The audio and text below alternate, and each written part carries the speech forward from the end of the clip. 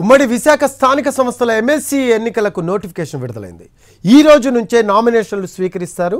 ఈ నెల 13 వరకు నామినేషన్ల దాఖలుకు అవకాశం ఉంది. 14న స్క్రూటినీ, 16న నామినేషన్ల ఉపసంహరణ ఉంటుంది. 30న పోలింగ్ నిర్వహిస్తారు. సెప్టెంబర్ 3న కౌంటింగ్ ఉంటుంది. ఇప్పటికే వైసీపీ మాజీ మంత్రి బొత్స సత్యనారాయణను తమ అభ్యర్థిగా ప్రకటించింది.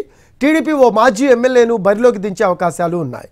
గురువారం నాడు అభ్యర్థిని ప్రకటించొచ్చు అని భావిస్తూ ఉన్నారు. ఉమ్మడి విశాఖ జిల్లాలో వైసీపీకి మెజారిటీ ఉంది. అయితే కొందరు వైసీపీ ప్రజాప్రతినిధులను టీడీపీ తమ వైపు తిప్పుకుంటోంది. దీంతో ఈ ఎన్నిక ఆసక్తిని రేపుతోంది.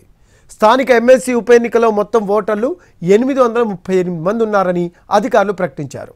వారిలో ఎంపీటీసీలు 636, జెడ్పీటీసీలు 36, కార్పొరేటర్లు 97, కౌన్సిలర్లు 53, ఎక్స్ అఫీషియో సభ్యులు 16 మంది ఉన్నారు. మరో 3 వైసీపీ రాజ్యసభ సభ్యులు ఓటు హక్కు కోసం దరఖాస్తు చేసుకున్నారు.